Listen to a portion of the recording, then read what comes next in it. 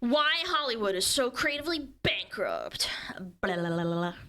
One of the biggest flops of all time released earlier this year, but barely anyone even noticed. Netflix's The Electric State, with its rumored $320 million production budget, was the 13th most expensive film ever made. It's almost as expensive as Concorde. But the film flopped so badly that most people didn't even know existed. Based on the illustrated novel of the same name, people were expecting more of the same, a journey through a decaying corporate wasteland. And it's definitely what they ended up getting, but probably not in the way they thought. Netflix chose this quiet meditation on our materialistic world, and with no hint of irony, turned it into a goofy CGI-heavy blockbuster. The quiet emotion of the book was thrown out, replaced with the big-name actors playing focus-grouped characters reading out preachy speeches. Because you want to know why it was bad? Because they don't want you to see what corporates want, man. They don't want you to know these things!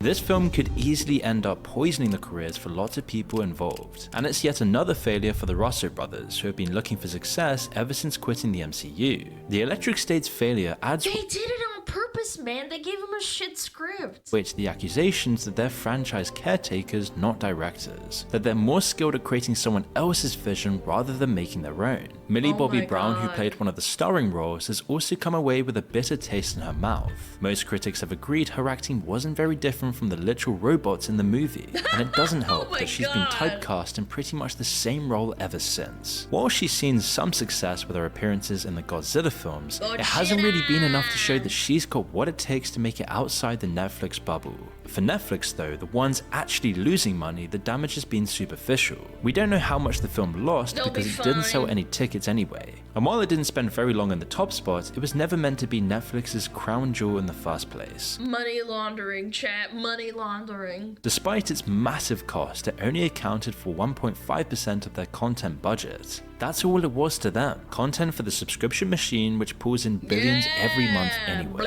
And so following its awful release, Netflix's shares actually went up slightly, which might help us understand why nobody cared about both the film and how badly it flopped. Because recently big movie flops have become so common these days, it's almost impossible to keep track of them all. Hollywood itself has been floundering ever since the pandemic, with box office numbers down 5% since 2024 and a staggering 38% since 2019. Wow. The rot's been creeping in for a lot longer than that though. When it comes to box office flops these days, no studio has seen more of them than Disney, and for them it began over a decade ago. It first became visible with the easily forgettable John Carter. From the What the hell is this movie? What? the beginning, John Carter was meant to create a whole new franchise for Disney. Adapted Chat, have you ever heard of this? I genuinely haven't. I remember this one. I did not even know about it. from the Barsoom series of books, Disney had nearly a dozen volumes to work with. The books had laid the foundations for a good chunk of science fiction, plenty of room for sequels, and even merchandise. It could have been Dune nearly a decade before Dune was even made. The problems though came in production. The director Andrew Stanton, who had seen major success directing Pixar films, just wasn't happy with how this was turning out. He pushed for more reshoots and rewrites, but they cost far more than for animated films, and they never really made the difference. As costs overran, the budget just kept on inflating and inflating until it ended up overshadowing everything else. Meanwhile, Disney had no real idea about how to market it and actually get people excited. The Barsoom series had been immensely popular in its day, so popular that most sci-fi knowingly or unknowingly borrowed its ideas. But by 2012, all of the story's ideas and plot points had already been exploited and built on by other properties like Star Wars. Disney were pretty much trying to remake Star Wars, but they couldn't. So they just couldn't do it, and now it's like basically like a rerun of a... My biggest issue is that I think I remember the book very vaguely, and I never got the vibe that it was Star Wars, but I guess they kind of reshot it to the point where it's like they kind of made it a Star Wars and it was very forgettable. Yeah, I feel like it's just a forgettable thing. Didn't use its setting on Mars as the Cloud marketing chasing, because yeah. previous Mars-based films had all flopped as well. They couldn't even name it after the book it was based on because calling it the Princess of Mars would turn off the mostly male audience Disney were trying to capture.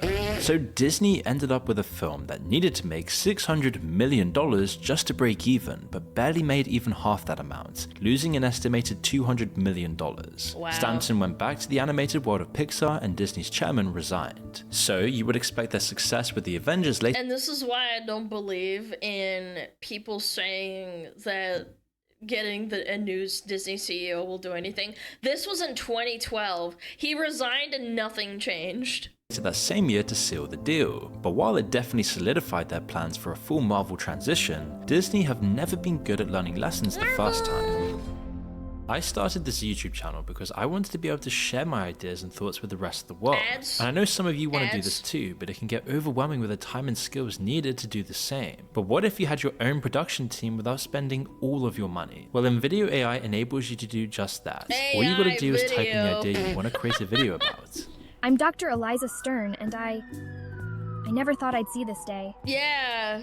For millions of years, we've ruled this planet. This is super good. game-changing, as you can even edit whatever you like using simple text commands like add my voice and make the video more intense. And unlike traditional video tools with steep learning curves that only solve for parts of your video creation process, video is the creative partner that you've always wanted. It removes all the friction and puts you in the director's seat, letting users focus entirely on their vision. Okay, hold on. This could potentially be better than most Hollywood slop.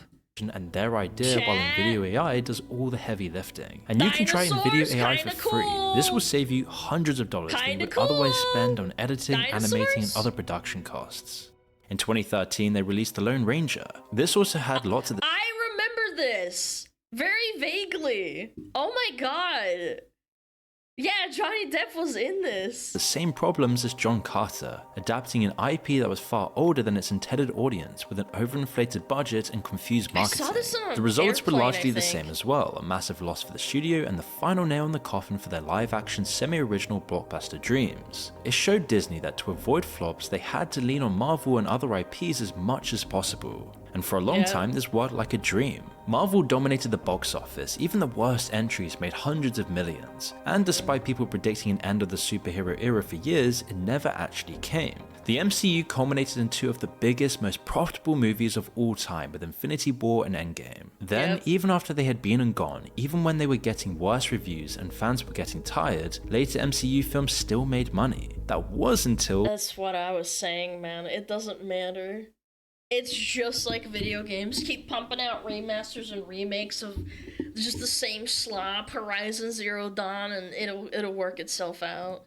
The Marvels. You could see why Disney had kept their bro. money machine going for so long, but by 2023 the MCU was running on fumes. The biggest actors had now left, and the replacements failed to properly fill their shoes. This had been coming for a while. Films like Thor Love and Thunder or the second Doctor Strange film had been profitable, but they'd also met resistance from fans for poor effects, repetitive themes, and Oh my god, the CGI was criminal with this one. I saw this on Twitter. tired, forgettable Doctor- plots. Other films like the third Strange. Ant-Man film failed as well, but there had always been a weaker part of the franchise. While John Carter had flopped because audiences had no idea what they were going to actually see, the Marvels failed because of the opposite reason. People knew exactly what they were going to see without any of the bits that made it worth watching. Wider audiences didn't recognize characters from the MCU TV shows that were making their first women. cinematic appearance. Despite how hard Marvel had tried to push Captain Marvel as Badass the new big women. superhero, both the casual and the longtime fans weren't especially keen on her either. The classic MCU formula was there, as well as their habit of pandering to empty politics, but the actors, the excitement, the anticipation, even the CGI just wasn't there anymore. Even the name was just milquetoast. The CGI has fallen so far. I remember seeing the Davy Jones scene from Pirates of the Caribbean and thinking that was like the most amazing use of CGI I've ever seen, and then I saw the behind the scenes and it was even crazier. And the actor was doing a really good job too. I don't know how we actually became worse at CGI over time. Like, it's been 15 years. How can you make it worse? They work the CGI artists so badly. Yeah, I guess so. Marvels to most people seem like the most bog that's the standard only name possible explanation. for an MCU film. A representation that the film had no draw beyond having the same name behind its previous installments, which is why unsurprisingly it died at the box office. It might have even helped if it was controversial, but nobody cared about the film for any reason whatsoever. For the second Yeah, because the characters are like, who the fuck is this? Who the fuck were these other girls? Does anybody know what the hell this is? Who are these characters? The only one I recognize is the black guy. time after a failed Ant-Man sequel, Disney 'Cause he's a burnt money on a Marvel badass. film. With an Forget his estimated name. loss of $200 million once it was all said and done, it would only get worse. After a decade and a bit of mega hits off the back of the MCU and other properties, Disney was just left floundering. They faced the same problems they had in 2012 when John Carter flopped, only this time they had nowhere else left to turn. As we've Yeah, but then they blamed everyone and said that they were sexist because all of the main characters are women, and that's why it's the children that are at fault. They're not watching it because they're just inherently sexist. seen their attempts since then to stabilize things just haven't worked either. And it would be too easy to make this whole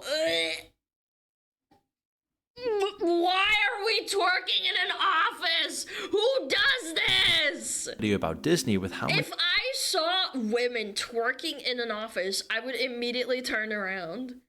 What is wrong with you? flops they've made recently. But before we get too caught up with them, we ought to focus on some of the other studios Yeah, for a girl second. bossing. Looking at Disney, the other studios started to get their own ideas. First, they saw them bomb over and over again when making anything halfway original. Then they saw them completely reverse their fortunes by betting big on a couple of franchises and winning the jackpot. Right around the Get time that the lucky. MCU started taking off, the other studios were already getting their plans together for their own cinematic universes. Sony were no strangers to franchise fodder. They've been making buckets of money from their ownership of the James Bond IP. Yep. Skyfall alone Yeah, everything after Skyfall was such garbage. had pulled in over $1 billion In my in 2012, but the franchise was limited to just one film every few years. They couldn't just pump them out, so they needed something with lots of different main characters. So, like lots of other studios, they naturally drifted towards superheroes. While Warner Bros. Had been having their own problems with getting the DC universe started, Sony had so much less to work with. While they did still have Spider-Man, that was about it, and they were already halfway through their own separate trilogy.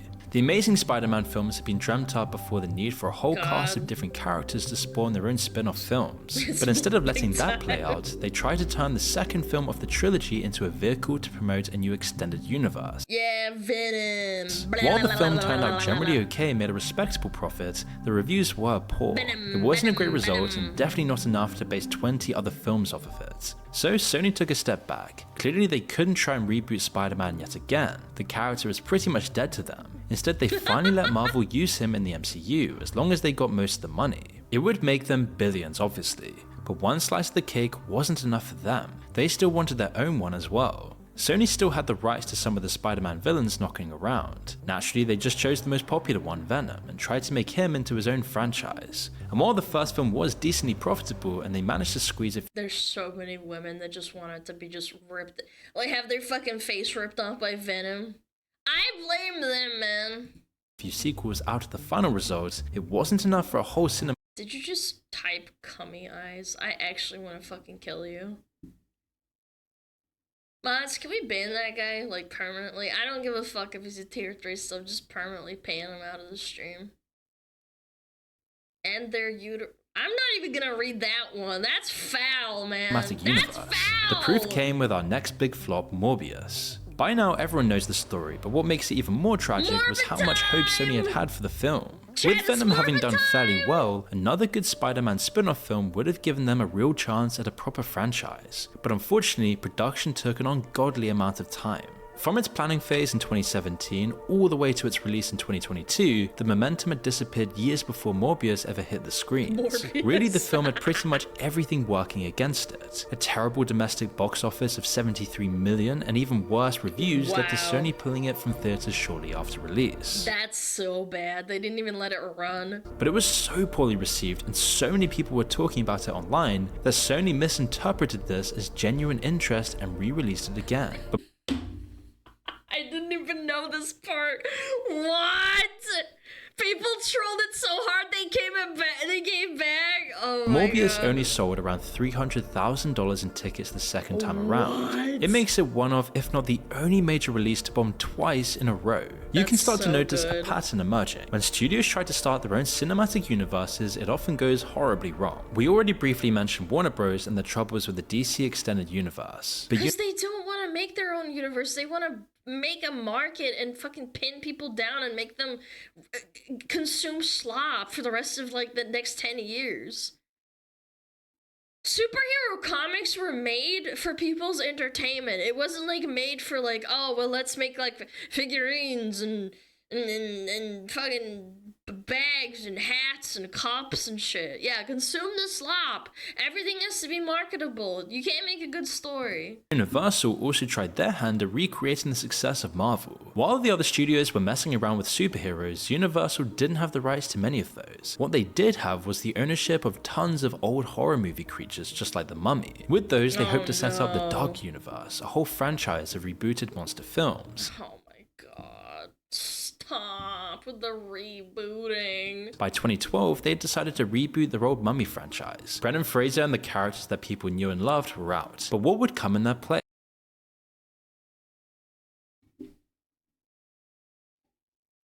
Why in the ever-loving fuck would I watch the Mummy if it doesn't have the hot chick and Brendan Fraser in it?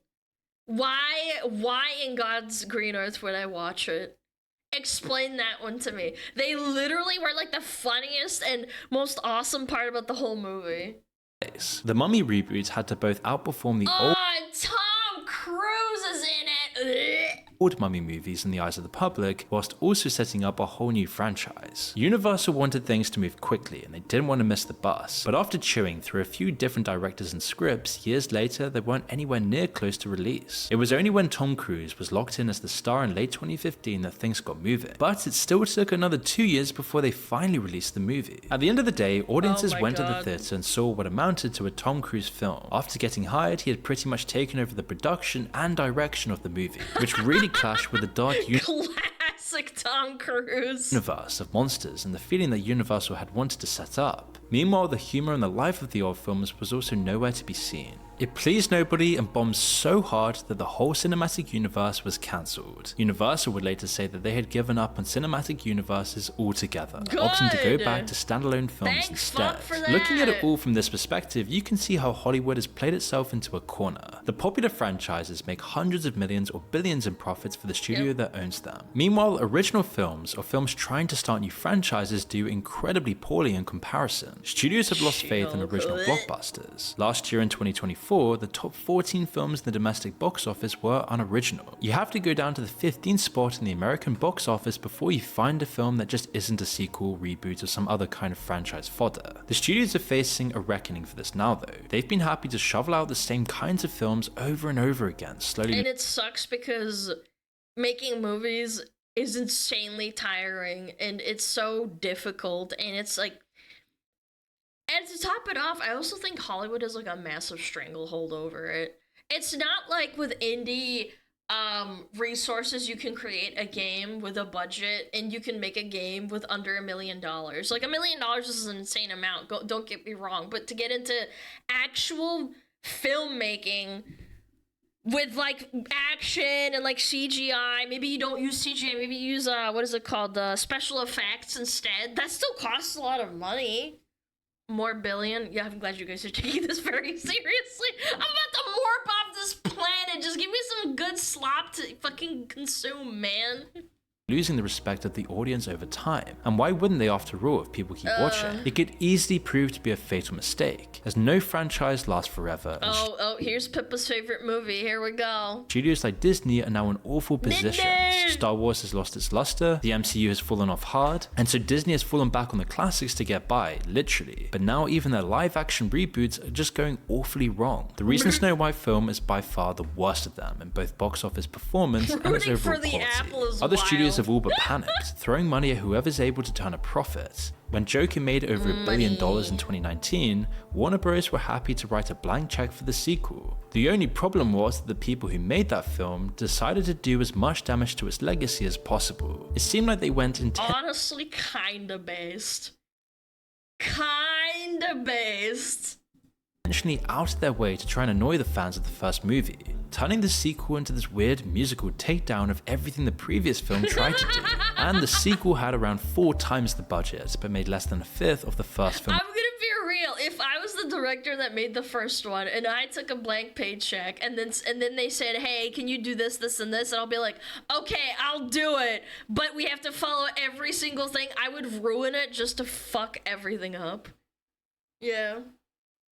The director didn't want a sequel, he sabotaged it. Yeah, I know. And people thought it was ironic, and I'm like, no, it's not, man. This is actually on purpose bad. Revenue. This isn't the only way that Hollywood has turned against the audience in the face of this new reality. Lots blame the general public for the lack of originality at the top. This year has seen lots of original flops, while franchise and spin-off films are the only ones doing well. The argument goes that Hollywood is just reacting to what people want. They aren't to blame for what the audiences reward. But so you're saying the American public got dumber? I mean, that's true, but I feel like you can't say that though, because the American public has always been extremely dumb. People want slop, so make good slop, not shit slop. This doesn't really seem right either. Instead, you can explain the drop in originality by looking at the situation on the ground floor instead. Going to the theatre today is expensive. Tickets are generally around double what a month of a subscription service costs. So if you're gonna go and see a film, it better be good. This means that it's like $60 or $40 to go to a movie with like a popcorn bag now. It's disgusting. People are going to fall back on what they know or just on word of mouth. If everyone's talking about a movie, it gets the seal of approval and casual moviegoers might actually go see it whether it's original or not. Otherwise, people want a familiar name so that they know they just won't be throwing their money away. What's more, ticket sales have gone down anyway. Ever since the lockdowns in 2019, sales have been falling, and even in 2024, Minecraft movie made so much money, and it was good slop, apparently. I didn't watch it, but it was good slop. Compared to 2023. Studios went into hibernation over lockdown, hoping for a big resurgence in films when the restrictions were lifted. But instead, it just gave the streaming services an opportunity to capture the market. Which all brings us back full circle to Netflix and the electric state. As movie flops go, it's a pretty unsatisfying one. With pretty much no cultural impact whatsoever and no real way to know how much money is really lost, the days of the massive cinema flops might come to an end soon. Instead, the terrible films of the future might just fade away. I don't believe that for a minute, because the Lion King remake that was just horrible still broke box office records. I don't believe that for a damn minute. Like the electric state, sitting at the bottoms of timelines and recommendation queues. Really, it takes away from the whole beauty of the cinematic flop. It's the only place left we get to see massive corporations fail spectacularly, in a mostly transparent and measurable way. So while we might be in the golden age of movie flops right now, hopefully it won't also end up being the final chapter as well. This was very hopeful, but I am not hopeful. I don't believe this for a damn minute. Just come out in the quarterly stock meeting. Lilo and Stitch is doing great. Yeah, that's what I'm trying to say, is like, it doesn't matter if your opinion is... It's true. The Lion King was horrible. Lilo and Stitch, horrible writing direction. But for some godforsaken reason, people are still going to consume it because they're dumb and they just want to, feel good for a minute.